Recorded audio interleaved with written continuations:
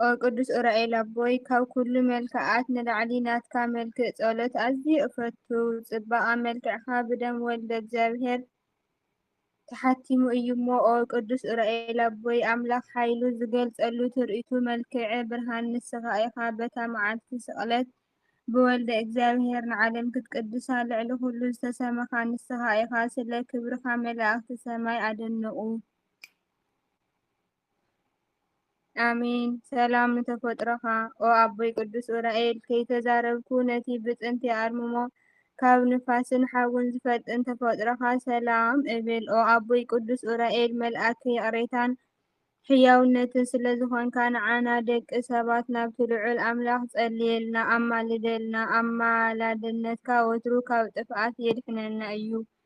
ኣሜን። ሰላም ለዝክረ ስምከ ካብ መዓርን ጸባን ንላዕሊ ንዝጥዕም ስም ኣጸዋውዓኻ ሰላም እብል። ኦ ኣቦይ ቅዱስ ኡራኤል ክፍልኻ ኣኽናፍካ ብደም ወልደ እግዚኣብሔር ዝተጠልቃ ዝተነኽራ እየን። ንዓለም ኩሉ መድሓኒት ክትከውን እቲ ድንቂ ስልጣን ኣምላኽ ብክብሪ ልዕል ኣበለካ። ሰላም ለስዕረተ ርእስከ ኦ ኣቦይ ቅዱስ ኡራኤል እሳታዊ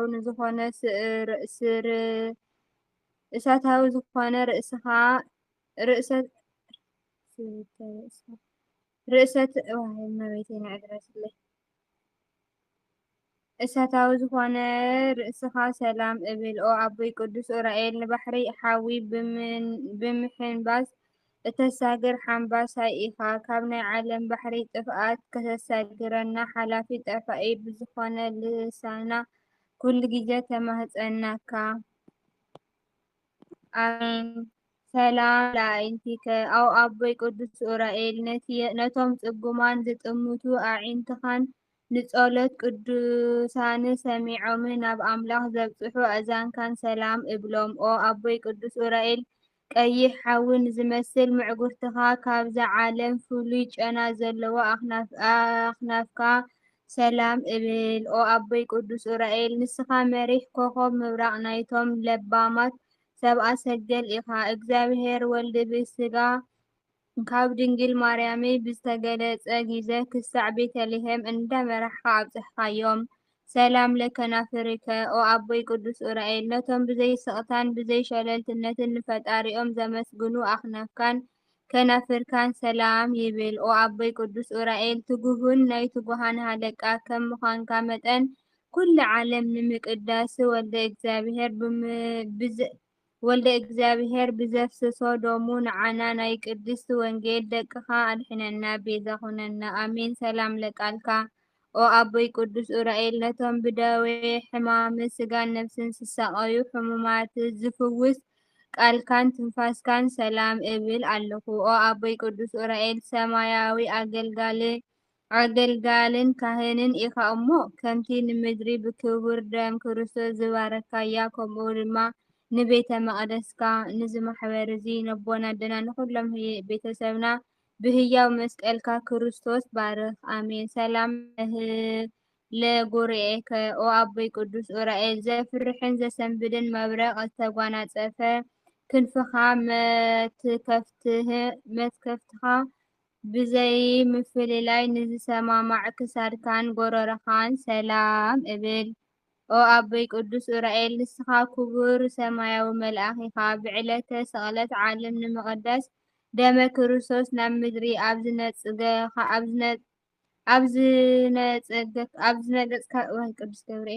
ዝነጸግካሉ ግዜ ናይ ተኣምራትካ ድምጺ ጽባቐ ኣብ ምድርና ኣቃልሐ።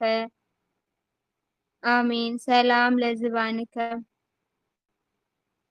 ኦ ኣቦይ ቅዱስ ኡራኤል ናይ ምስጋና ልብሲ ተኸድኖ ንተጓናጸፈ ዛንካ ሰላም እብል ኣለኹ። ኦ ኣቦይ ቅዱስ ኡራኤል ንጸሎት ቅዱሳን ተቐቢሉ ኣብ መንበረ ቅድስት ሥላሴ ንዘብጽሕ እንግዳዓኻ ሰላም እብል ኣለኹ። ኦ ኣቦይ ቅዱስ ኡራኤል ከምቲ ንስኽዓር ክፈታዊ ሱራፌኤል ኣገልጋሊ ቤተ መቕደስ ኣምላኽን መልእኽተኛን ከም ምዃንካ መጠን ኣብ ቅድሜኻ ንዝጽልዮ ጸሎት ኣብ ቅድሚ እግዚኣብሔር ኣቕርበልና ኣብጽሐልና። ንስኻ ኢኻ እሙን ኣማላዲና። ኣሜን። ኣሜን። ሰላም ለጽንሐከ ኦ ቅዱስ ኡራኤል ሆይ ናይ መስቀል መልእኽት ንዘለዎ ናይ ተኣምራ ናይ መድሓን በቲ ተኣምር ዝጨበጠ ኣእዳውካ ፍጽንህን ሰላም ይግባእ። ኦ ቅዱስ ዑራኤል ንስኻ ከምቲ ያዕቆብ እቲ በይኑ ተጓዓዝቲ ኢኻ ትመስል። ኦ ድንግል ማርያም ምስ ሰዓብታ ዮሴፍ ሰሎሜ ካብ ምድረ ሎዛ ክሳብ ደብረ ቁስቋም መሪሕካ ኣብፅሕካዮም።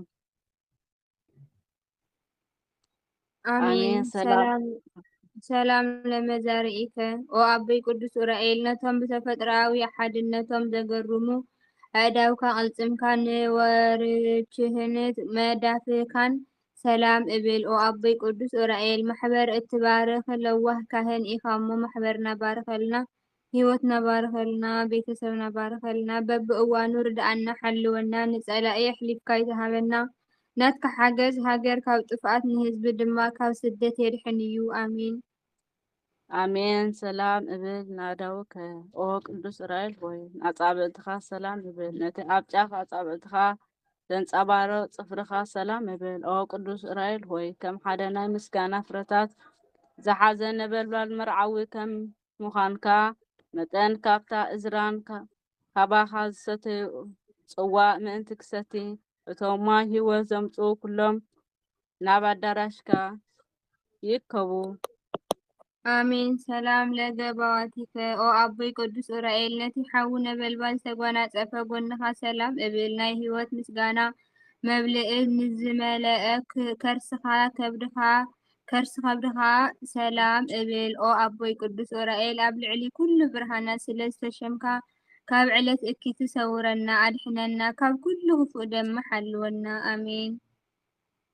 ኣሜን። ሰላም ለልብከ ኦ ቅዱስ ዑራኤል ሆይ ነቲ ትእዛዝ እግዚኣብሔር ናይ ምህላው ክእለት ዘለዎ ልማኖ ጽጉማት ሰባት ናይ ፈጣሪ ንምብጻሕ ድሉው ዝኾነ ሕልናኻ ልብኻን ሰላም እብል። ኦ ቅዱስ ዑራኤል ሆይ ቅንዕን ክኢላን መልኣካዊ ኣረስታይን ስለ ዝኾንካ ኣብ ሓገዝካ ክፉእ ፍረ ነፍሰይን ካብ ክርዳድ ዲያብሎስ ክንፈልዮ ኣኽእለና ፍለየልና።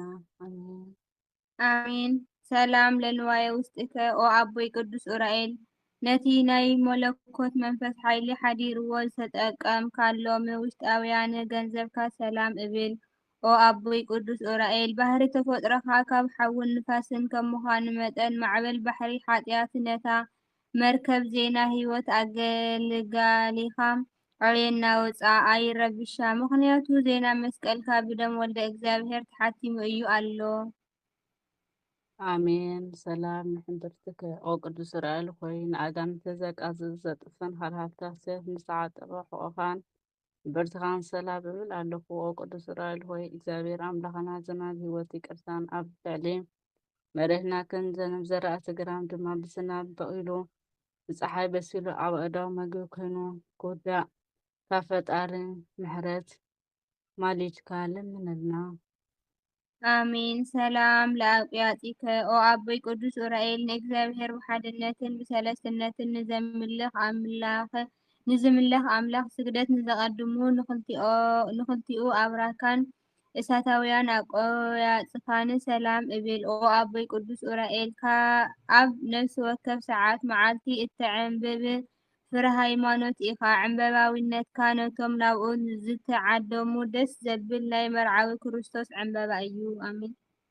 ኣሜን። ሰላም ንኣጋርክ ኦ ቅዱስ ዑራኤል ሆይ ኩሉ ግዜ ንክሕግዙ ዘጓዩ እግርኻ ሸኾናኻን ሰላም እብል። ኦ ቅዱስ ዑራኤል ሆይ ኣብ ግዜ ስደት ድንግል ማርያም መገዲ ግብፂ ዘረኣኻያ ተመልከተኻ ንስኻ ኢኻ 3 ዓመት እንሓዘለትን እናኣልቀሰትን ኣብ ስደት ድሕሪ ምጽናሕ ተመሊሲ ናብ ሃገር ክትኣቱ ናይ ስደት ብስራት ዘበሰልካያ ንስኻ ኢኻ።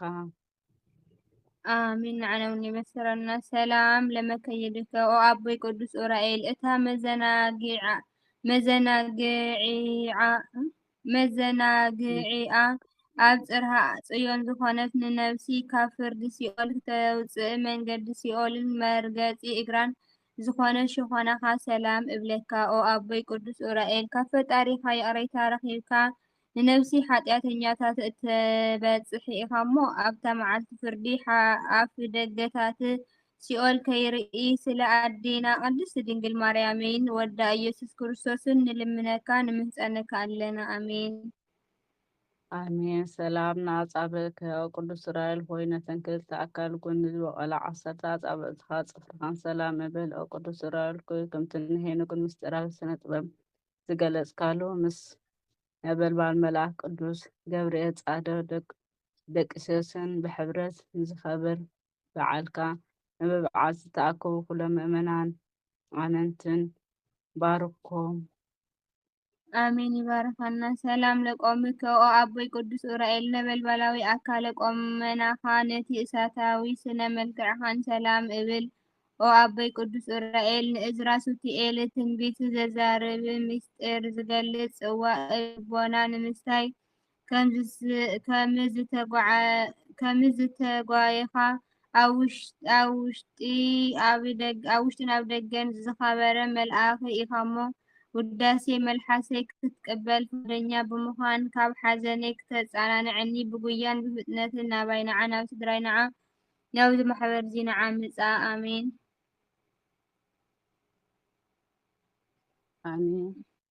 ሰላም ኣሜን። ሰላም ለቆመከ ኦ ቅዱስ ዑራኤል ሆይ ነበልባል ኣካል ቆመናኻ ዘነዘህከ ኣጻብዕከ ኦ ዘነዘህከ ዘትሕቲኣ ዘሎ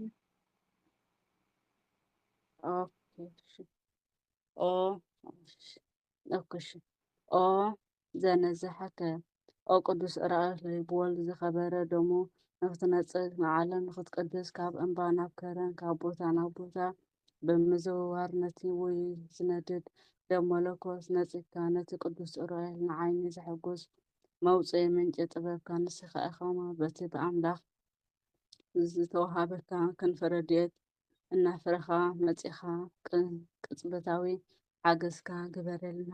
ኣሜን።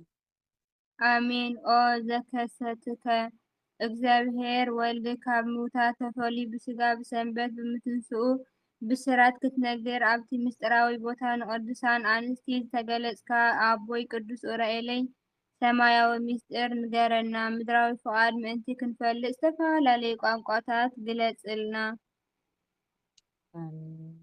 እምብርትከ ኦ ቅዱስ ዑራኤል ሆይ እዛና ሸሞንትኻ መዓልቲ ኣዝያ ዝተመረጸት ዝተሓረየት ክብርቲ ዕለት እያ። ድሕሪ ዕረፍቲ ቅድስቲ ድንግል ማርያም ቃል ኪዳን ተቐበልካላ መዓልቲ ስለ ዝኾነት ኦ ቅዱስ ዑራኤል ሆይ ንስኻ ኣብ መስቀል ምእመናን ተሸከምካኦምን ኣገልጋሊካን ኢኻ። ካብ መስሓቲ መታለለ ዝኾነ ግዝኣት ሰይጣን ኣነጊፍካ ናፃ ኣውፂኻ ማሕበራዊ ሓድነት ዘላለም ሓልወንን ባርኸንን ጽሚ ሃይማኖት ክትርወልና መንታን ጽማ ኢድካ ጽዋ ኢድካ ለኣኽልና። አሜን ይላኸልና። ኦ ዘአመርከ ንጻድቅ ይስሐቅ ንጉሆ ዘርኢ ስርናይ ዘሪኡ ብለይቲ ዓጺዱ ክእቱ መንፈሳዊ ጥበብ ዝሃብካን ንስኻ ኣቦይ ቅዱስ ዑራኤል ኢኻሞ ንዓና እውን ሃበና። ኦ ቅዱስ ዑራኤል ኣቦይ ሓጋዚ ቅዱሳን ካብቲ ሽታ ንላዕሊ ናይ ምፍታው ጨና መዓዛ ዘለካ ኢኻሞ ናይ ጽገ መርዓት ስለ ጨና ፍቕርኻ ፍቕረይ ናቱ እዩ ኣነ እውን ናቱ እየ ፍቕሪ ከም ጻዕዳ ዕጣን መዓዝኡ ዝጠዓመ እዩ እናበለት ተመስግንካ። ኣሜን። ናሁ ጸገየ እነሆ ኣብቲ ቀራንዮ ዝተተኸለሉ ቦታ ካብ ጉንዲ መስቀል ዝተረኸበ ዕምበባ ምስጋና ዓንበበ ናይ ምስጋና ፍረ ኣፍረ። ኦ ቅዱስ ዑራኤል ህይወተይ ዝድህስ መዓዛኡ ዝጣዕመ ተኽሊ ናርዶስ እዩ እሞ ጨና መዓዛኡ ብህይወት ባህሪ ብክርስቶስ ብኽብርቲ ኣዲ ቅድስቲ ድንግል ማርያም ቅድሚኡ ከም ሰርካ ዓጠንቲ ዝበለ መዓዛኡ ናይ ምስጋና መዓዛና የመቕረልና። ኣሜን።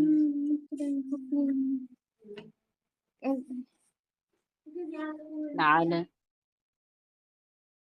ስብሐት ለእግዚአብሔር ንዓለም ካብ ዘይምህላውና ናብ ዘይምህላው ዝፈጠረ ኣምላኽ ምስጋና ይኹን። ሕጂ እውን ወትሩነትን ንሰብ ብኣርአያኡ ኣምሳላ ዝፈጠረ ኣምላኽ ካብ 4 ባህርያት ስጋ 5 ባህርያት ነፍሲ ገይሩ ሰብ ዝፈጠረ ኣምላኽ ነመስግኖ። ቅዱስ ዑራኤል ከዘረፈ በዚ ሰማያዊ ባህሪ ክብሪ ተፈጠሩ ፍጹም ተገሪሙ ንፈጣሪ ክብሪ ይግብኦ እሞ ብምባል ምስጋና ቀረበ።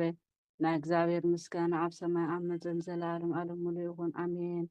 ኦ ኣምላክ ቅዱስ ዑራኤል ሊቀ መላእክቲ ሆይ በክርስቶስ ክርስቲያን ተባህልና ንሕና ናይ ጥምቀት ደቅኻ ኣገልጋሊትካ ኩላትን ኣብዚ ማሕበር ዘለዉ ኣሕዋትና ኩላትና ህዝበ ክርስትያንን ካብ መንከራ ስጋ ካብ መንከራ ነፍሲ እስከ ዘላለም ድረስ ኣድሕነና። ኣሜን